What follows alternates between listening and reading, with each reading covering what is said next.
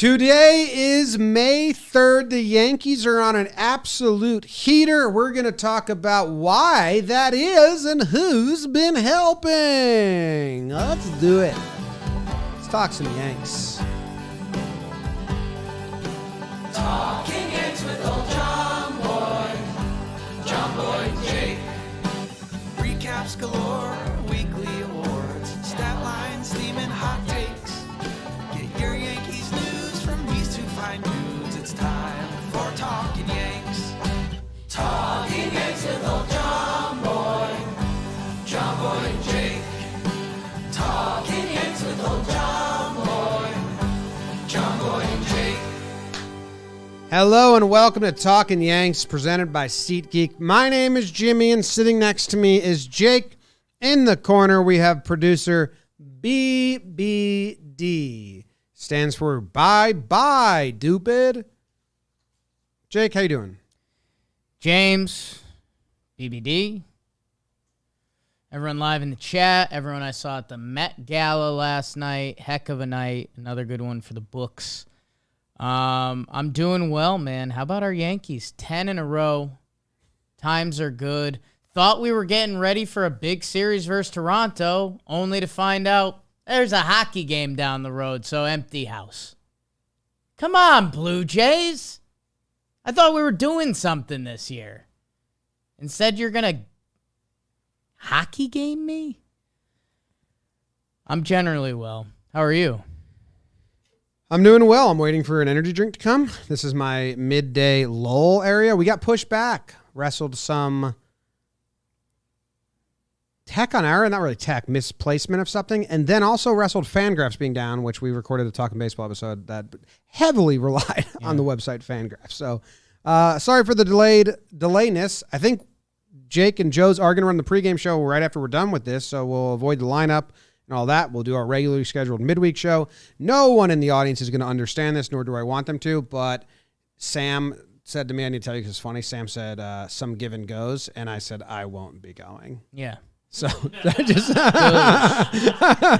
just need her to know that. It's pretty funny. Okay, you guys won't understand what that is, and I apologize, but I did want to tell Jay because I thought it was funny. Goes. Yeah.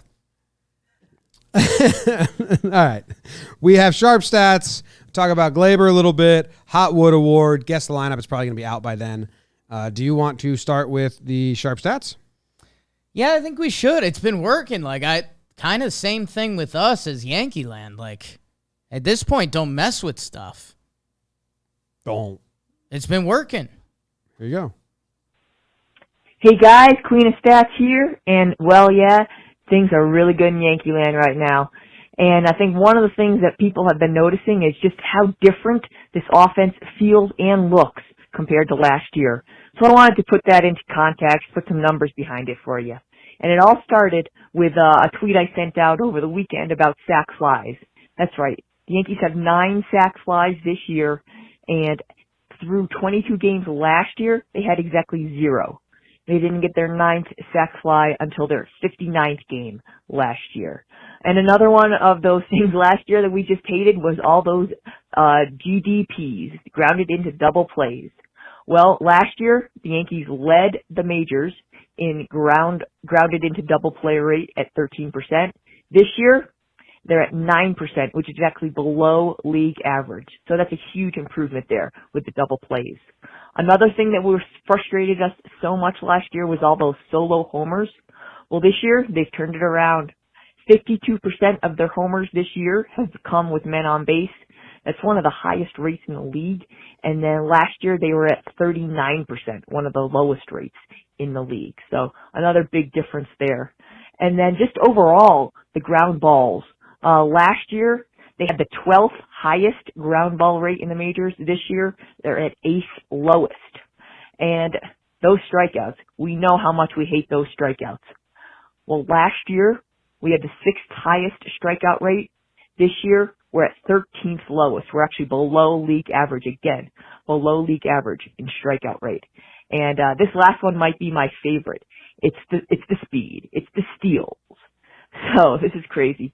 Last year through 22 games, actually I'll do 23 because as I'm taping this, taping this, Judge just stole the Yankees' 12th stolen base of the year. So that's 12 stolen bases this year. Last year at this time, they had 4 stolen bases. And check this out. This year, they actually have 5 players with multiple steals. So 5 players with multiple steals this year. Last year, we had 4 total stolen bases through the same number of games. All right, guys. Good talking to you, and hopefully we'll have more good things to talk about next week. Holy smokes. That's a lot of fun, Jake Ronald. To wrap it up, the offense has been a lot better this year than last year thus far, and we got a lot of reasons why. We can dive into these one at a time or kind of go on the whole, but what good info. A lot of the things we complained about last year are not happening. What stands out to you the most? Interesting. I am trying to think where to start because there's a couple different things going through our minds right now. I think where my mind jumped to is like, okay, which one of these do I think is going to regress? Which one of these do I think I believe in the most? Actually, let's reverse engineer this. The stolen bases, Jim, they were the part of the Yankees season last year that was the most fun. The base running Yanks. Tyler Wade, Velasquez, it felt even like Judgy. Like it feels like they have a literal green light right outside of the Yankees dugout that they hit that and it's go time. That's what it was last year, and it feels like it's been on this year. And it's just a flat-out important part of the game that the Yankees kind of ignored for a couple seasons. Like there's no other way to look at it. And Tim Locastro, people know I love Tyler Wade. Tim Locastro has been an upgrade from Tyler. I mean, he is the ultimate stolen base weapon off the bench, so they have that move. And Rizzo with the veteran presence and swiping bags where he can. Kiner Falefa always wants to do more. It's kind of one of his best traits. So, yeah, I guess the stolen bases is the first thing that jumps out that makes this team feel so different and sustainable. Like, those should continue to be there. As long as Tilo's still getting run and they use him how they've been using him, I agree. Because he's got 4. He leads the team. Now, last year at this time, they had, what was the number? They had 4. So last year at this time, they had 4 stolen bases. This year, they have 5 players with multiple steals, with, if you do quick math, means minimum 10 stolen bases. If you go look at the data, they have 14 stolen bases. Third in the AL. Rizzo has 2. Kiner has 2. Do you think that pains Kiner a little bit? I think the caught stealing pains him more than the number. I think he might be feeling a little bit of the bottom of the lineup effect that, like, if DJ and Judgy are starting to come up, like, he kind of can't go. So, yeah, I mean, I think that number will continue to go. But, yeah, I mean, you see it in his base running. He slipped around second the other day because he thought he might have a shot at triple. Like, he wants to go, so good. And even, dude, it's the threat. How many times have we all heard David Cohn, our guy, on the broadcast say, when you're a pitcher and there's a speedy runner on base, the pitcher feels that. And that's one of the things in baseball that we still can't quantify that is very real on a baseball field that you can't measure anyway. Well, I believe in the game, Toronto game 1, Locastro's on first base. I think it was all fastballs. And he still stole because they didn't want to throw the off speed and give him the chance to put a ball in the dirt, and he's automatically at second base. So it changes the at-bat, having a threat to steal, changes the pitches that the batter's going to see. And go back a couple years in Yankee history. Remember when it was Dellin Betances and Chapman? 2 guys that don't care about holding on runners because they're so gross at pitching. And we kind of saw that with Toronto. When Yimi Garcia was pitching for them, he's a guy that he didn't have a move to first. So Tilo was leading off first base like, hey, I'm good. I'm going to once I time it, I'm going to go and I'm going to steal that base. That's exactly what they did. They win the game on the Gleyber single after that. So the stolen bases have been awesome. The other thing that Katie started with, I'll be honest, I'm still a little concerned about double plays. Like, I think those are going to come back at some point this season, and it's okay.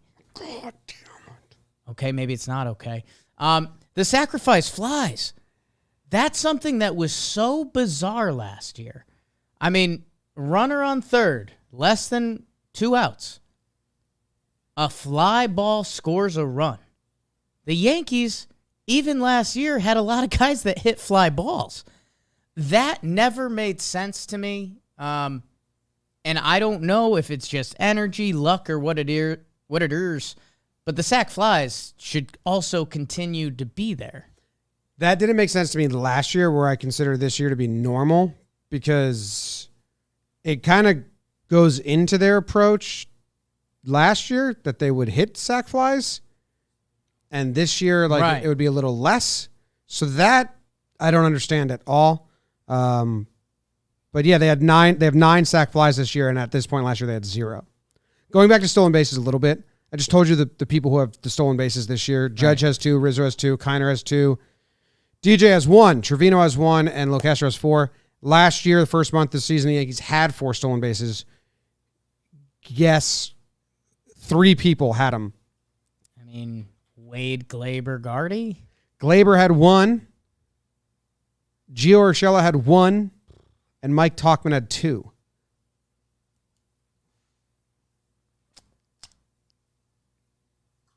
Better. Like, to sum up all of these stats, and I'm taking the sac fly out because I really don't even understand that one. Okay. But the grounded and double play, if we want to say why is this better, like if you want to like hunt for the change that allowed this to happen, which isn't always the case, but if you just kind of want to play the game, ground and double play, you could say, well, we're faster. Gary, Gio, Voit were not beating out a double play. They were making it easy on the defense to turn them. No rush at all. And now, Higgy Trevino, that's probably a wash there. Yeah. But Kiner, Donaldson beat an infield single twice. He's not, I don't think, much faster, but I think he just kind of has a little more of a momentum and a little more of a charge. I don't know. I guess I am a little worried the double play ball is going to come back at some point, because the formula always unfortunately made sense last year. The Yankees, they hit the ball hard. Like you look at Josh Donaldson, Judgy, Stanton, like if those guys, when they do hit a ball hard at an infielder with a runner on first, it's just time plus mass equals speed. More science coming later in the episode. That's going to lead to double plays at some point. So I know we're saying that they're doing more on the bases, and like Kiner Falefa, I mean, Gleyber's been running hard down the line this year. When Hicksy's out there, like Gallo can't get down the line. I just don't know. I think, those guys you mentioned, like Rizzo, the stolen bases are nice. Rizzo doesn't exactly fly down the line. So like I do think those will come back a little bit, but if you're giving me everything else, I don't care. Like the double play stuff, even last year felt there's a luck factor to it. Last year didn't. It felt like, hey, you're hitting the ball hard and you're slow, and they're shifting you perfectly. The big one is the solo home runs. 52% of the home runs at this time last year were hit 52% of the home runs this year have been hit with a runner on base. That's, I don't know comparatively how the whole league reacts or works or that way, but that seems high to me. Seems awesome. Last year, 39% came with a runner on. It was a lot of solo home runs. And I feel it when the other team hits a solo home run, when Cole gives up a solo shot or Tanaka gave up a solo shot, I was like, oh, solo shot never killed you. So that seems like a pretty important one. I'm trying to figure it out because Rizzo has 9 homers. At this point, Rizzo has 9 homers. 1, 2, 3, 4, 5, 6 have been with runners on. So who's getting on in front of Rizzo, DJ? And then Rizzo's getting on in front of Judge? Jim, I'll give you 2 guys that are hitting homers and 2 guys that are getting on before them. It's Kiner Falefa flipping the lineup over and getting back to the top. And it's the resurgence of DJ LeMahieu. It's why we talked about how he is so important to this team. We had a mid-year episode last year where the 3 of us, we all said if we could change one thing about the Yankees, it would be fixing DJ LeMahieu. Yeah. And DJ LeMahieu is back at the top of the lineup before Anthony Rizzo, who had a better April than Judge, and Judge, who now a couple days into May is having one of the best seasons of any baseball player. So, yeah, I mean, for me, that recipe makes a ton of sense. Judge only has 3 of his 8 with runners on as he hits one. One, DJ got on. And then another one was we were at the game and the Orioles had an error fest. And let everybody on. And then the before that, Kiner had a single and Higgy had a walk before him. So, but Rizzo has a lot of his with runners on. Good for him. Striking out less. They were the 6th highest strikeout percentage last year. Now they're the 13th lowest. I'm interested to see where that lands. I mean... Well, if DJ's DJ again... Right. If Gleyber reverts to kind of contact Gleyber, and if Kiner, who leads the team in contact, there's a chance this doesn't balance out and this kind of stays. Maybe not as drastic, but... Yeah, at the end of the day, and you and I, we've had a lot of conversations about strikeouts lately. Putting the ball in play does matter, and it's allowed stuff to happen. You mentioned that Orioles error fest. Yeah. I mean, a couple of those were tough plays that the Orioles could not make, which allowed the Yankees to take advantage. For me, it's just going to be pure feel. If it comes to the midway point of the season and the Yankees are 21st in strikeouts, but I'm not sitting here feeling that. I know that's a tough way to measure it, but, I know Stanton's going to strike out sometimes. I know Judge is going to strike out sometimes. That's okay. So it just goes with the general team feel where at no point this year have I been looking up and down the lineup and been like, XYZ starters going today, the Yankees are going to have 10 strikeouts. The at-bats have felt good. Can I give you some more numbers on this stuff? Love more numbers. So, team advanced batting, strikeout percentage. Okay, so the league average strikeout percentage last year on the full year was 23%. Right now, it's 22.8%. Of qualified hitters, I can kind of turn that off if you want me to. It's kind of a little hard. I'm going to turn it back on. Of qualified hitters last year, okay, 3 guys were below league average in strikeouts. DJ LeMahieu, Gleyber Torres, and Brett Gardner. Gio Urshela, Aaron Judge, Stanton, Gary, and Odor were above.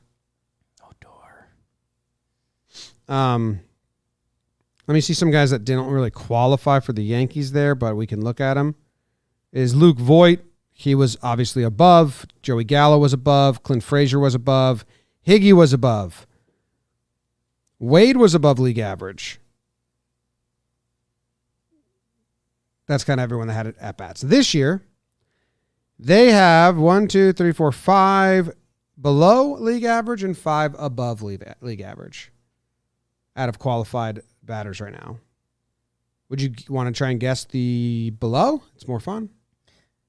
So the 5 hitters in the Yankees lineup that are below league average and striking out? Yeah. I'd say DJ. Yes. Point me. Point you. 13%, lowest on the team of all qualified hitters. I'd say Isaiah Kiner-Falefa. 15.6%. That's a good thing. Yep. League average is 22. Anthony Rizzo. Yes, 15.3%. So that actually, I think is maybe.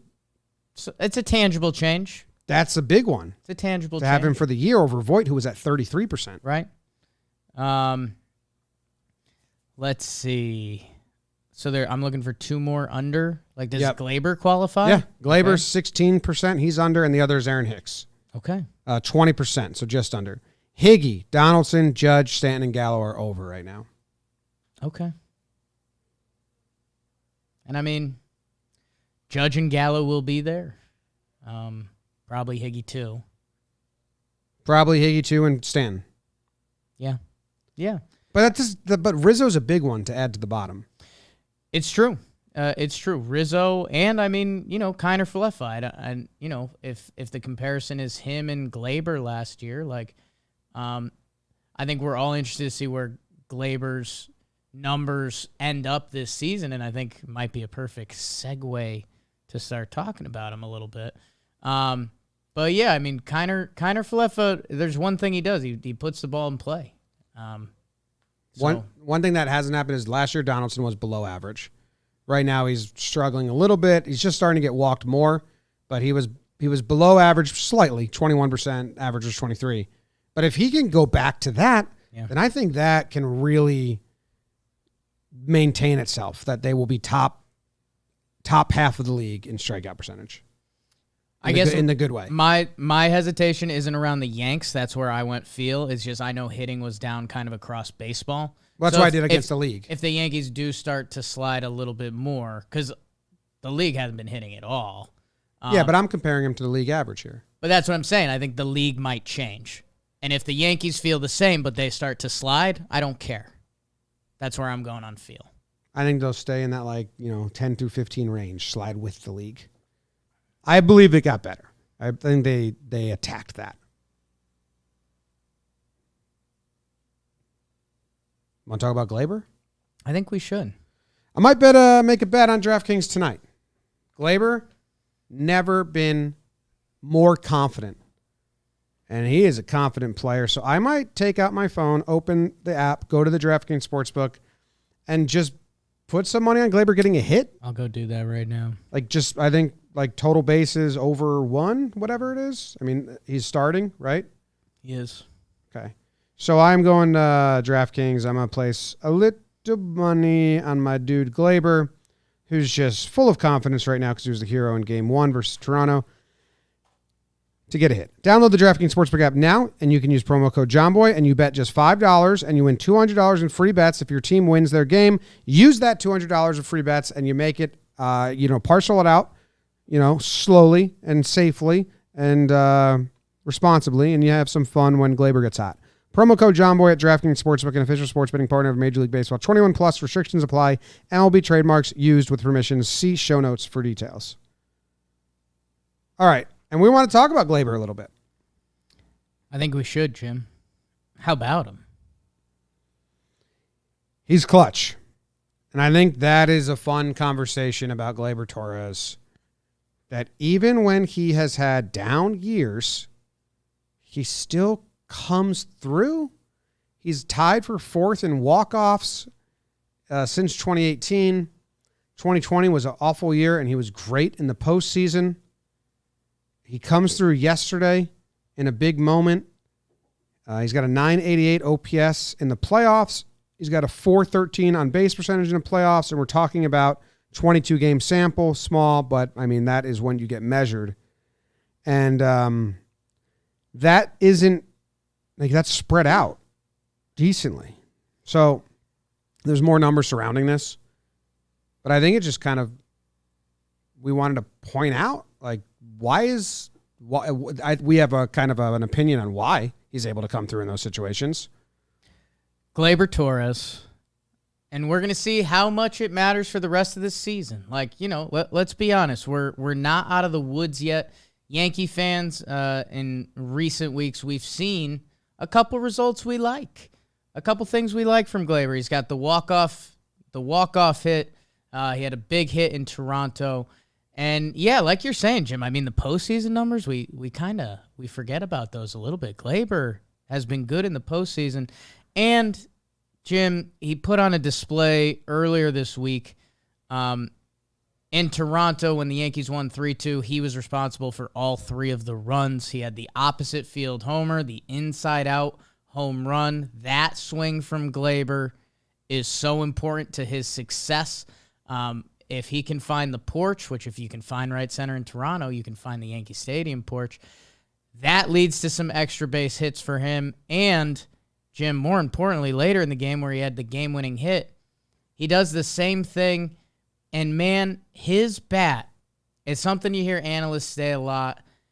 His bat stays through the zone for so long. it's Gleyber's best skill. We always laughed. The scouting report when Gleyber was a prospect was just that he's a really good baseball player. And we said, well, what does that mean? Does he have power? Does he have really good contact? Does he have speed? And, I mean, as we've come to grow and know Gleyber Torres, you kind of get it. Like, you see it. There's times he makes a play at second base, and you're like, pretty good. Time you see him turn a double play, and you're like, his arm's pretty strong. There's times you see him hit a home run, and you're like, that's pretty good pop from a guy his size. But what makes Gleyber Torres special is, man, keeping his bat head through the zone, adjusting to breaking balls when they happen. That's Gleyber Torres' skill. And, man, if he has that, which we're going to find out, he went on a little hot streak end of April, May. You know, he had 10 games where he was hitting over 340 and the OPS was approaching 1 dot. We'll see. Yankee fans needed to see this. We needed to know that Gleyber Torres can even have these stretches in him because, let's be honest, we watched some tough baseball. Even to start this season, it wasn't too clean from Gleyber. But he is showing the signs, and more importantly, like, Jim, if he had a 2-homer game where he hit 2 450-foot homers, I think you and I are more impressed by this game where he had the 1 homer the opposite way and then the game-winning hit. Well, they're impactful. They mattered for the game. He's got the walk-off already. Can't bet on him tonight? No, sorry. Because they just know? They didn't know if he was going to be in the lineup, so they probably was that. But no, I think they knew it was a lock, so they don't want us getting rich off it. Smart. I get it. Whatever. His chase contact is way up, which is kind of what you're saying. Not taking that A swing all the time and going with the pitch. It is the highest it's ever been in his career. It's almost 11% higher than his average or something like that.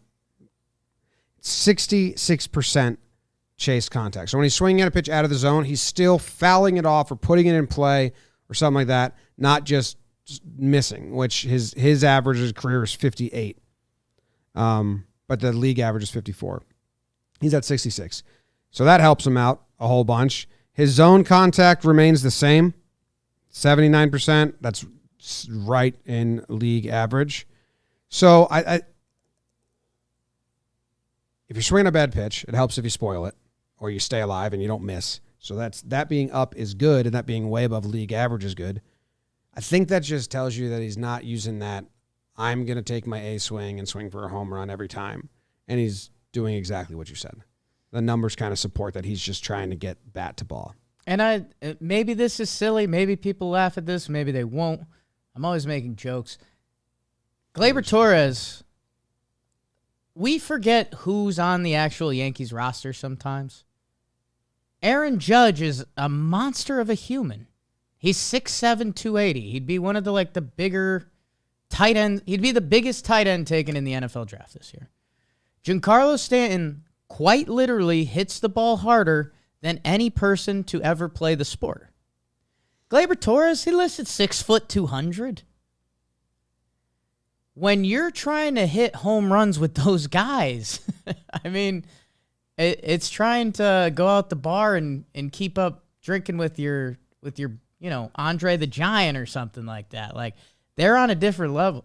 Gleyber Torres, if he does his job and what he's good at, he's a really talented ball player, and he should not try to be those guys. Try to be Gleyber Torres, man. Try to be DJ. Try to be DJ. Try to be DJ. Meh. Don't try to be DJ. Try to be Gleyber Torres. I don't think he'd enjoy DJ's No, life. he likes to. Gleyber smiled. I love that. Like, have some fun. It is good. Have some fun, dude. You're 25. You're on the Yankees. Can I say something else about Gleyber that has nothing to do with his clutch hitting? Mm-hmm. He's turned some nice double plays up the middle. Like going to his right, grabbing it, flipping it to Kiner. Jim, he also, and confidence is a very real thing in sports. He turned a double play, and it was a big one for the Yanks. It was during the Gleyber game. Mm-hmm. and he kind of pimped the turn a little bit. Oh, you think so? He loaded up the cannon. It wasn't a speed turn. It was a caught it. I'm gonna find this. Bring it up. Maybe we'll put it in here. And that's now if that had backfired, I would be freaking out and sending out I hate my mom. bogus tweets. Yeah. But the fact he did it means Gleyber's feeling good. He's feeling confident. Because how many times did we see that throw last year where Gleyber didn't feel as confident? And you could just tell by the look and the release. Yankees turned 3 double plays in Game 1 versus Toronto, and the Blue Jays turned 0 against the Yankees. Whoops. Wow. 6 outs to none. Kind of. Not exactly how it works, but I have the footage. We're going to watch it. yeah, I think so. I don't think it's this one. This is the only one. It was the one later in the game. Oh, wait. Well, let's watch this one. Okay. This will be our practice The 1-2. watch. I think this is the one I was Up talking the middle, about. backhanded by Torres. Flip it to Kiner for It's left. kind of and simple, on. but Gleyber The couldn't 1-2. make a lot of simple plays. It's a nice flip. Look at his Up little the jump. middle, Kalefas backhanded by throws a Torres. little Flip weird it to me. Kiner for left. Well, yeah. It's just a high release. Yeah. All right, so which one are you talking about? I think So at the 8th inning, I think. Loaizaga it would have been pitching? Yeah, hit. Loaiza's in a jam. Yes, Yeah, would have been here we hit go. to IKF. I don't know if that changed the terms. And yeah, watch this. I mean, Gleyber really plants it, loads up the arm, and lets it rip. I'm going to pause it and let it buffer. We're going to let it buffer. You want me to broadcast it? Loaizaga, here's the pitch. Uriel to short. Grounded to Flip. short. Shovel. Oh, wow. Oh, right at the load. Here's the Grounded flip. to short. Shovel to second one and back to first. Maybe it in wasn't time. that double play. Was that? No, that's the 6th inning. This was in the 8th. You said Loaizaga. I did say Loaizaga. Okay, But here I don't we think go. it was We've Loaizaga. watched all 3 now. Now we've watched all 3. This is the one. Yeah, this is like the big moment of the game. This is the big moment of the game brought to you by Jake. Big moment of the game. Clay Holmes rocks and fires Wait. to Chapman. Grounded to short to second Oh. one and back. Am I right? Is that not pimping a double play? Let's a little watch bit? it on the Yes feed, too.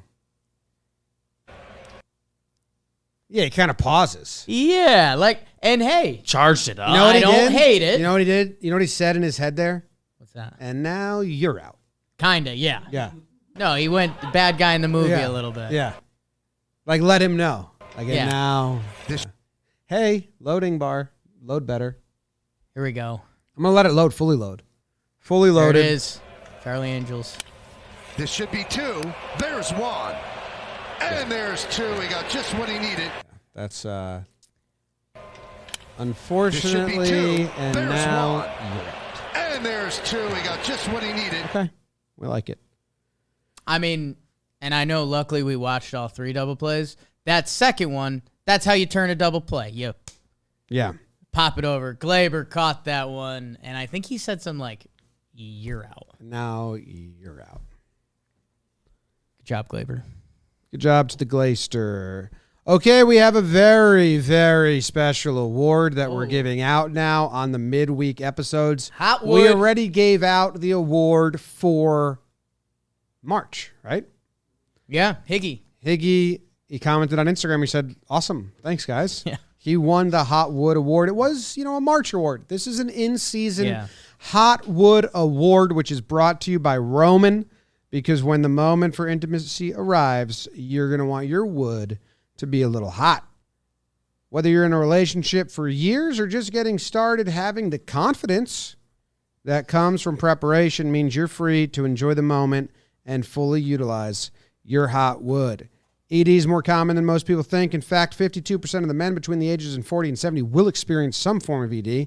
The benefits of treatment can help you reconnect with your partner or /and rediscover the joy of sex. So, get your wood hot. Make sure it stays hot. Take care of yourself. Talk to someone.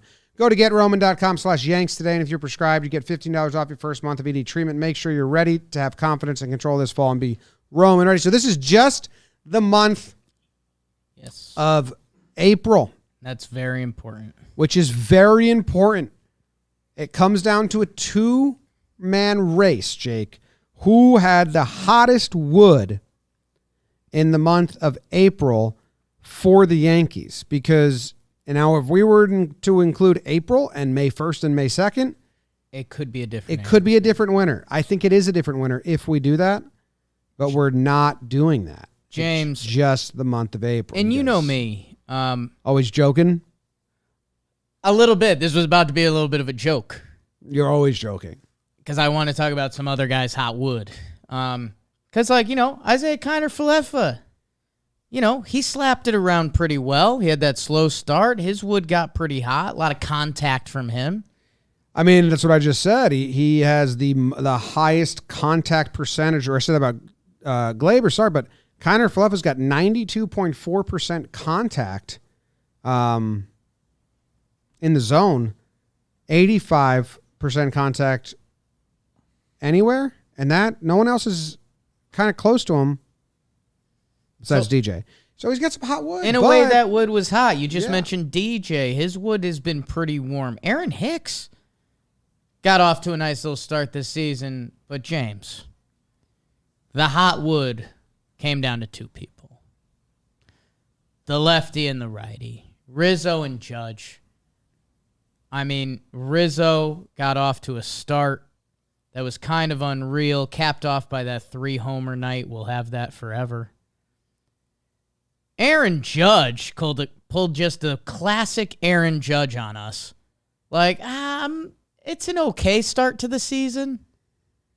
And then he started going nuts. And he's having one of the best starts in the league. Anthony Rizzo finishes with 21 games, 273, 391, a 1.067 OPS, 9 homers, 21 RBI, 2 stolen bases like we talked about. Doesn't factor in to the hotness of the bat. I don't know. I think that gives you a little bit of confidence. No. I'm strictly talking about hot wood. If Rizzo wasn't confident in his wood, I don't know if he would have been so aggressive on the bases. But you know that next time you come up. I actually think he doesn't. I think he fully compartmentalizes both. Like, he doesn't let his hitting affect his running, nor his running affect his hitting. Now Aaron Judge. He's pretty cool like that. 20 games, 293. A little better than Riz. 361. Little less, a 961 OPS, 6 homers. Jim. Now, can I make an argument? I would for love Judge? for you to make an argument. Make an argument for Judge? Losing argument. Because we agree it comes down to Judge and Rizzo, right?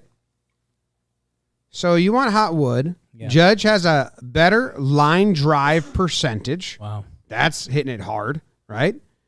He's got a better barrel percentage, 27.8% of the time, Judge barreling it up. Rizzo only 15. Judge 15 barrels, 10 barrels for Rizzo. So the ball's coming off Judge's bat a little harder. So you want to give it to Judge? No, I'm just making an argument. I'm making an argument. I'm making an argument for Judge. Okay. My vote's going to Rizzo. Oh, okay. Yes. And it is Rizzo. Okay, yes. Okay. Congrats to Rizzo. Congrats to Rizzo. Again, I need to tell the people, if you're listening to this right now, Rizzo or Judgy with 2 homers in May, I'm sorry. That doesn't help your hot wood in April. Anthony Rizzo, and good for him, man. What a month. Yes. For a guy that we came into the season and we were like, Rizzo's going to Rizzo. He had one of the best months of any baseball player. Congrats, Anthony Rizzo, the Roman Hot Wood winner. Can't wait to tell him. He's going to be so happy. He's going to be stoked. We should get a trophy or something, no? It's like a burning piece of wood. Something like that. It's like the bottom of a fire pit in a dustpan. Eternal flame. A sterno. Let's brand him. Hand him a flaming torch. It's kind of funny. Congrats, you've won this. Here you go. We should tell Higgy that he has to actually pass it on to Rizzo for us. Yes. If you could let him know. He can do the branding if he wants. Man. First time I've looked at Rizzo's Savant page, this season. It's good? The hitting numbers support what we've seen. Damn. What are you Shit. thinking of over there? We were gonna do guess the lineup, but the lineup's already out. And then Would I you don't have know. guessed this? Would not have guessed this. Oh, I didn't look at it. What is it? Do you want to guess it? Sure. No, I guess I'm not. I didn't want to sneak pregame show brain into this episode. You want me to guess it? I haven't seen it. You can guess it quick, and then we'll probably close this and log on for pregame show in a couple minutes to actually talk about it. So I'll let you guess it. DJ leading off. Wrong. Hicks leading off. Right. Who are they facing? Manoah. So they're gonna fucking steamroll some lefties in there because they're scared of them. Is that what's happening? So is it DJ? Is it Hicks leading off? Judge 2? Mm-hmm. Rizzo 3? Mm-hmm. Stanton 4? Mm-hmm. Gallo 5? DJ 5? Mm-mm. Tilo 5? Mm-mm. Marwin 5? Gleyber 5? You're just forgetting a person. Donaldson 5? Yes. Just forgot about Donaldson. It's okay. So that's 2 righties then, right? So then Gallo 6? No Gallo. No Gallo? No Gallo. Did we say DJ already? I don't know. I'm fucking lost already. No DJ, no Gallo. Hicks, Judge, Rizzo, Stanton, Donaldson, Gleyber, Marwin, Kiner, Falefa, Trevino. Where's Marwin playing? Left field. They like Tilo off the bench too much to start him. And I kind of whatever. Marwin hasn't played in Marwin forever hasn't 'cause played he's in a while. fake part of this team. And Hicks is... Who's DHing? Stanton. Hicks in center, Judge in right. Marwin in left. Ooh. Marwin's 3 for 5 off Manoah. So that's a little how that decision. Didn't he play against him last time they faced Manoah? And I said maybe he... He's our Manoah killer. That's what I said, but it didn't come... I was kind of a joke. It didn't come true. Didn't he play against him last time we faced Manoah? Let's see. Manoah, 6 shutty. He's... yeah, he started at shortstop. He had a walk and an out. That was a long time ago. That was coming off the Red Sox series. Second series of the year. Kiner's first rest day. Oh, Yeah. No DJ's tough. But all right, everybody. Did you laugh? Yeah, someone tweeted, how does this guy have so many followers? He's awful. To the video I posted last night, the awful video. It's cracking me up. That video is awful, man. Tough video. But some people were so mad. Yeah, it's awful. You watched it, right? I'm assuming I'm thinking of the right video. You might not be. The awful one. I'm thinking You of one got that I really you got to like. stop phrasing it that way. Not Joe's. Because I liked that video. No, that's a great video. I didn't know the awful video for a while. I tweeted it last night. I just said, this is awful. It's panic-inducing. It gives you anxiety. You can feel your heart dropping as you watch it. It's a bunch of pitches without the result. Yeah, just throwing into the void. I'm watching it again now, and I can feel my chest getting I didn't hate tight. it as much because at first I thought the video was about like his form or something. So I was just like, ooh, okay. Let's see the arm angles. No. But yeah. Not knowing the result of a pitch is no fun. Yeah. Yeah. I think a couple months I'm going to tweet out just really, and I'm going to tweet it out and say, don't watch this. Just like a guy swings, but you never get to see where the ball goes. Or like the shortstop fields it, throws it the first, but it cuts right before, just unsatisfied. Oh, you should do bang bang plays at first. Yes, but you don't get to see. No. I think it's funny that as I showed my sister who's not a baseball fan, it didn't affect her at all. She's Right. like, anyone that's a baseball fan that needs to know the satisfaction. Again, I'm so far in the game. I was looking at the guy's release point. I was like, oh, is he tipping?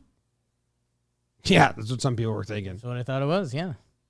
But some people were so mad about it. It was cracking me up. Pest. I was laughing. You're a pest. I was laughing. Just sending screenshots. Thanks, everybody. See you guys. Pre-game show coming up soon. Go Yanks. Tell them, Grams. Go Yankees.